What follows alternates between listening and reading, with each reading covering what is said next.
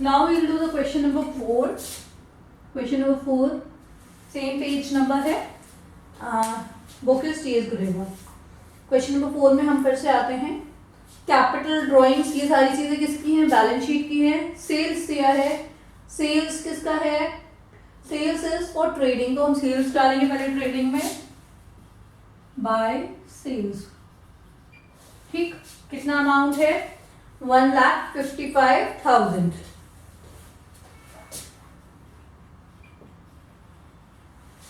Okay, and then purchase है 82,600। Purchase, sales के बाद दिया है परचेज, मैंने ऊपर ओपनिंग स्टॉक के लिए जगह छोड़ी है। परचेज है 82,400, मैंने अंदर इसलिए लिखा है क्योंकि रिटर्न भी दिया है, and that is return outward. Outward मतलब परचेज रिटर्न, ये बात याद रखना, अब इसमें कंफ्यूजन होता है कि रिटर्न इनवर्ड किसको बोलते हैं और आउटवर्ड किसको बोलते हैं। तो return outward is purchase return, ठीक है। 1,600 इज रिटर्न आउटवर्ड।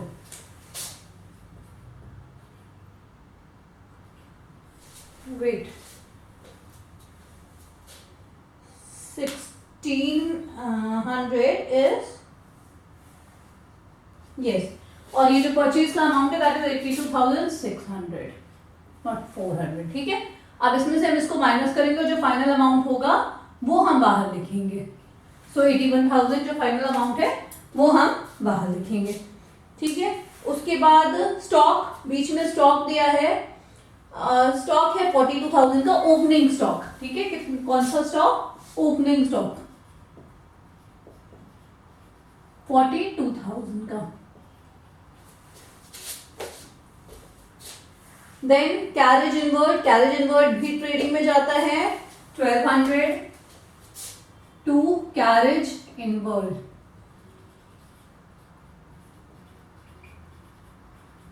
$1,200, ठीक है। देन वेजेस दिया है 4,000, और वेजेस से रिलेटेड में कुछ एडजस्टमेंट भी है जो हमें चेक करना होगा। तो वेजेस 4,000 को हम अंदर ही लिखेंगे सो दैट हम एडजस्टमेंट भी कर पाए। तो एडजस्टमेंट है कि वेजेस इज आउटस्टैंडिंग 2,400 के वेजेस क्या है? आउटस्टैंडिंग है, ठीक है। तो आउटस्टैंडिंग को हम क्या करेंगे? प्लस कर देंगे वेजेस में, ठीक। देन पावर, पावर भी ट्रेडिंग में जाता है क्योंकि पावर का मोस्टली यूज कहां पर होता है? फैक्ट्री में होता है। जो ज्यादा पावर का खर्चा होता है वो फैक्ट्री में होता है, और ट्रेडिंग में हम क्या डालते हैं? फैक्ट्री से रिलेटेड ही एक्सपेंसेस डालते हैं, इसलिए ये पावर जो है वो कहां जाएगा? ट्रेडिंग में जाएगा, और ये 6,000 है। ओके, यहां तक सब कुछ क्लियर है। इसके बाद ट्रेडिंग में जाने वाली चीजें कुछ भी नहीं है, उसके बाद सीधे है क्लोजिंग स्टॉक जो ट्रेडिंग में जाएगा, ठीक है। उसके बाद सीधे क्या है? Closing stock. कितना है ये देख लेते हैं, 64,000। क्लोजिंग स्टॉक इज 64,000, ठीक, क्लियर। तो अब हम इसके बाद ये ट्रेडिंग की हमने सारी चीजें डाल दी हैं, क्रेडिट में क्या जा रहा है और डेबिट में क्या जा रहा है, हमने सब कुछ डाल दिया है। अब हमें क्या निकालना है कि प्रॉफिट आ रहा है या लॉस आ रहा है, ठीक है। तो टोटल करोगे आप, इधर का टोटल कितना आ रहा है और इधर का कितना आ रहा है, तो आपको पता चलेगा कि प्रॉफिट आ रहा है या लॉस आ रहा है, ठीक है। इधर का टोटल आ रहा है 2,19,000, और इधर का आप कर लो 42,000 प्लस 81,000 प्लस 1,200, 6,400 and then 6,000.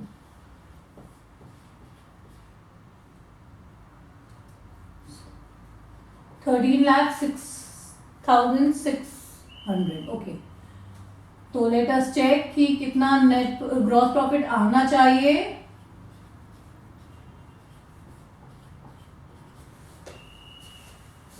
देखते हैं हम कि कितना ग्रॉस प्रॉफिट आना चाहिए, है ना।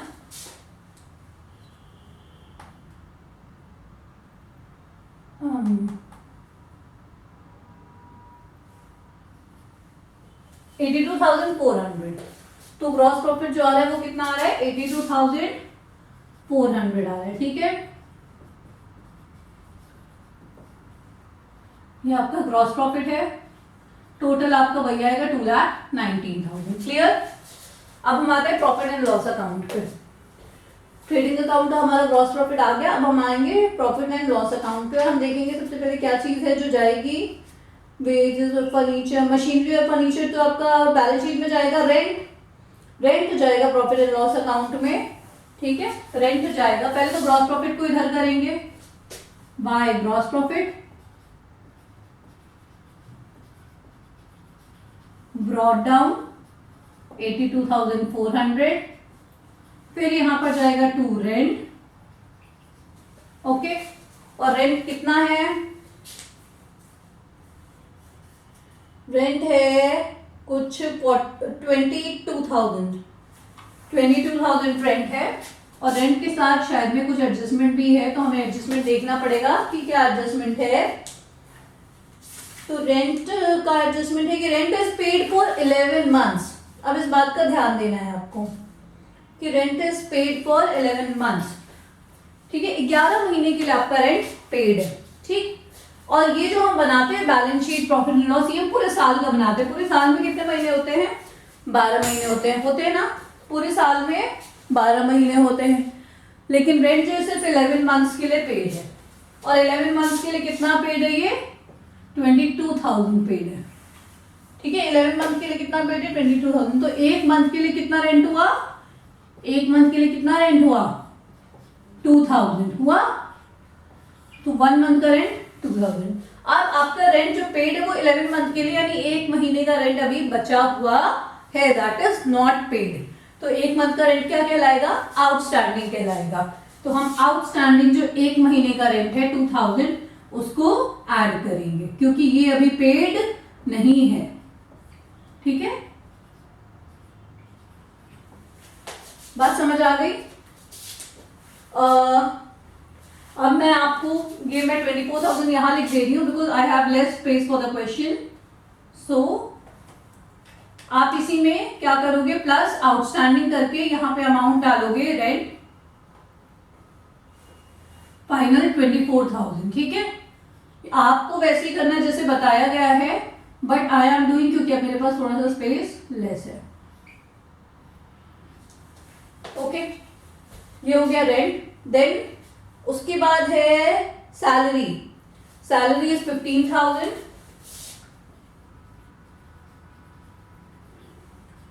Salary is 15,000। ठीक है, देन इंश्योरेंस है 3,600। और इंश्योरेंस के साथ में भी कुछ एडजस्टमेंट है जो हमें देखना पड़ेगा। ठीक है, इंश्योरेंस है, इंश्योरेंस, ठीक समझ में आ रहा है, इंश्योरेंस लिखा है 3,600 है इंश्योरेंस। और इसके साथ एडजस्टमेंट क्या है कि insurance premium is paid per annum ended 31 मई 2021। ये जो हम बना रहे हैं ना, ये 31 मार्च का बना रहे हैं, क्वेश्चन में लिखा हुआ है ये जो हम बना रहे हैं 31 मार्च तक का बना रहे हैं। लेकिन आपका इंश्योरेंस प्रीमियम जो पेड है वो कब तक का पेड है, 31 मई तक का पेड है। इसका मतलब 2 महीने का एडवांस इंश्योरेंस पेड है। ठीक है, 2 महीने का एडवांस इंश्योरेंस पेड है, जिसको हम क्या बोलते हैं अकाउंट्स के लैंग्वेज में, प्रीपेड। ठीक है, जिसको हम क्या बोलते हैं, प्रीपेड। आई बात समझ में। तो 2 महीने का एडवांस इंश्योरेंस पेड है। अब टोटल अभी तक का जो इंश्योरेंस पेड है वो कितना है, 3,600 है। टोटल इंश्योरेंस जो बताया गया है अमाउंट वो है 3,600। तो हमें निकालना है कि 2 महीने का कितना होगा प्रीपेड। ये पूरे साल का है 3,600। ठीक है, पूरे साल का है। तो इस 3,600 में ये 12 महीने का हो गया। ठीक है, ये 12 महीने, तो एक महीने का कितना होगा 3,600 बाई 12, यानी एक महीने का हो गया 300।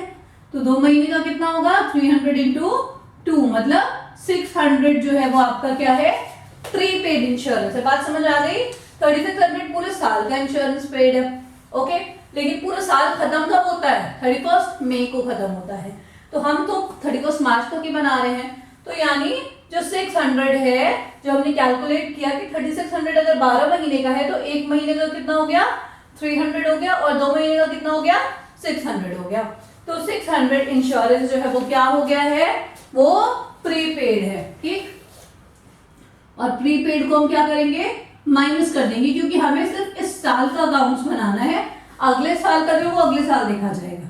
तो हम प्रीपेड को क्या करेंगे, माइनस कर देंगे।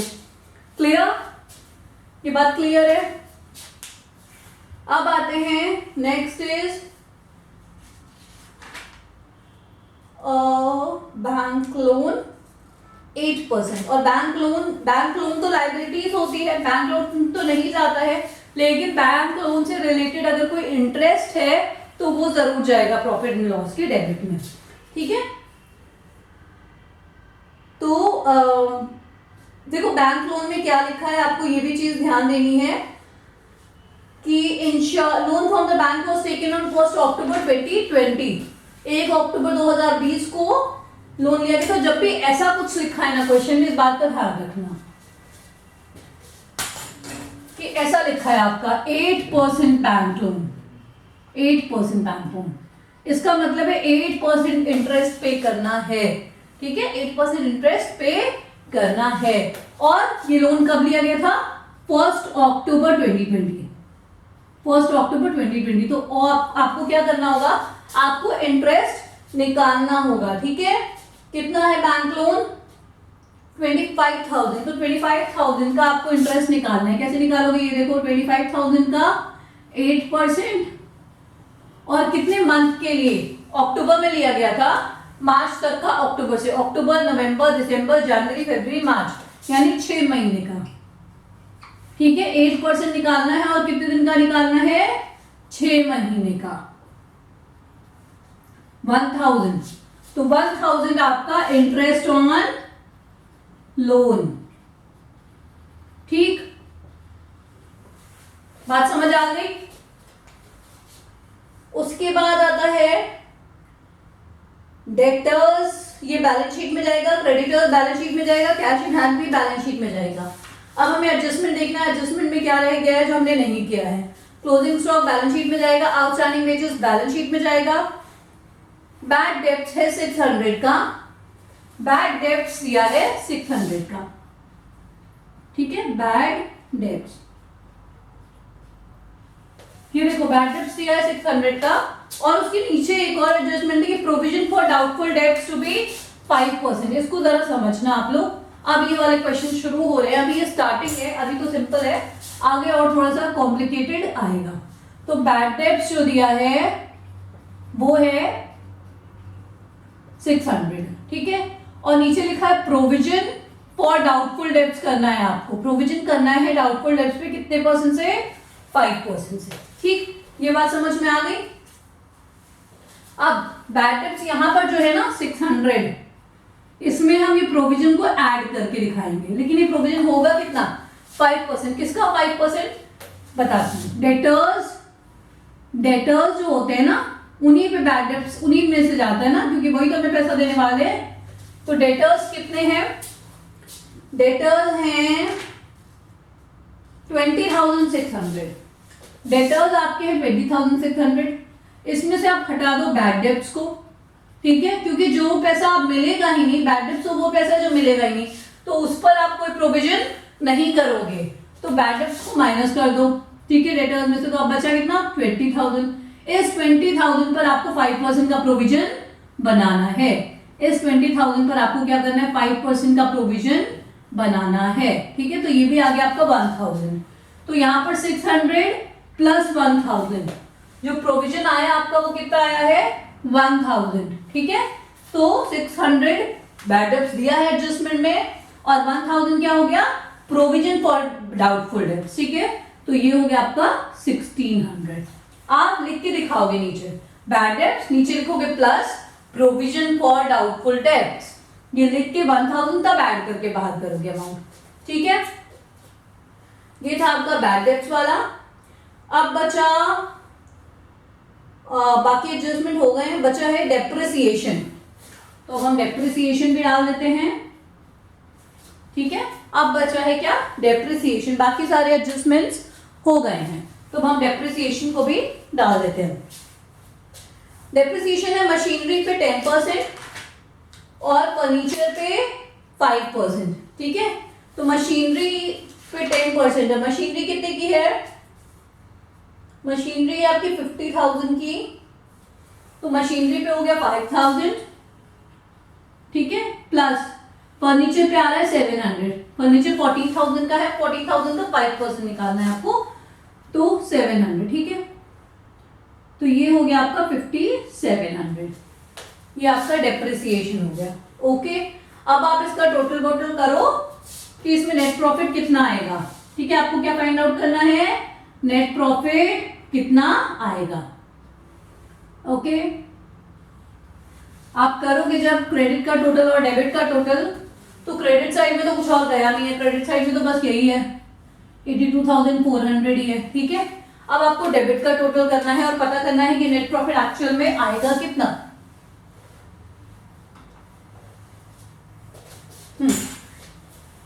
तो देख लेते हैं जरा जल्दी 24, 10, 34, 5, 39, 40, 41, 42, 43 plus 1, 44, 44,600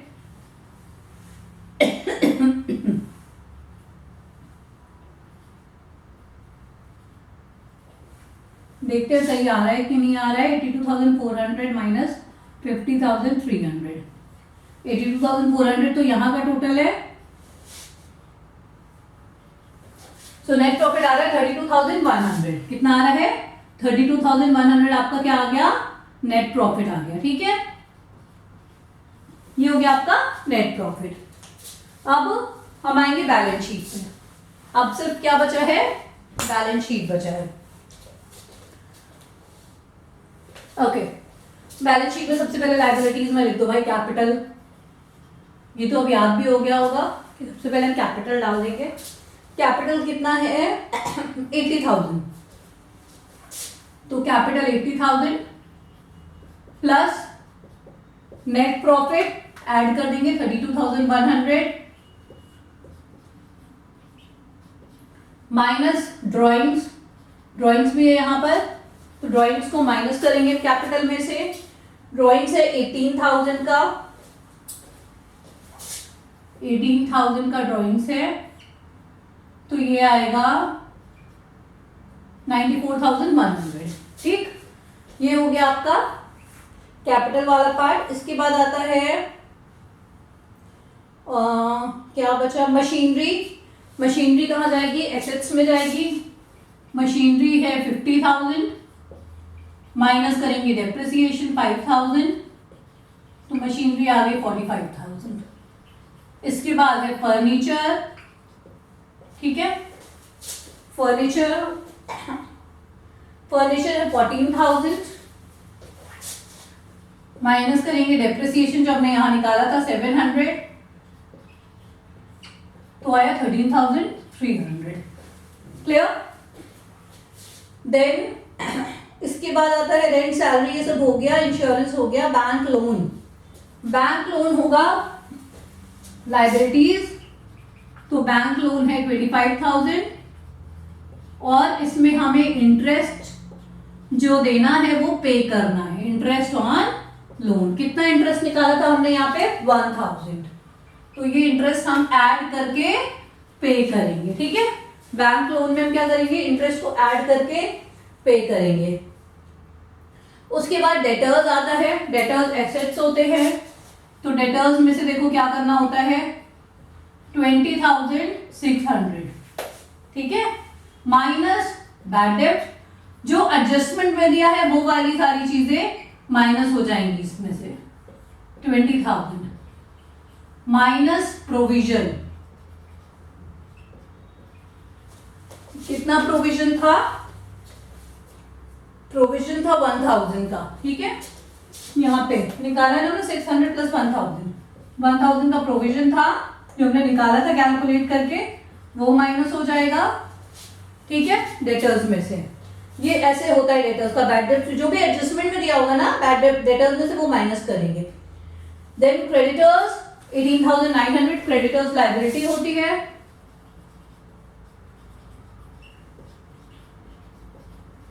ठीक, और इसके बाद आता है cash in hand. Cash in hand asset होता है, ये होगा 1500। ठीक है, ये सारी चीजें डाल दी हमने।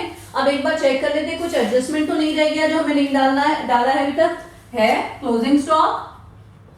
सबसे पहले क्लोजिंग स्टॉक कितना था, 64,000।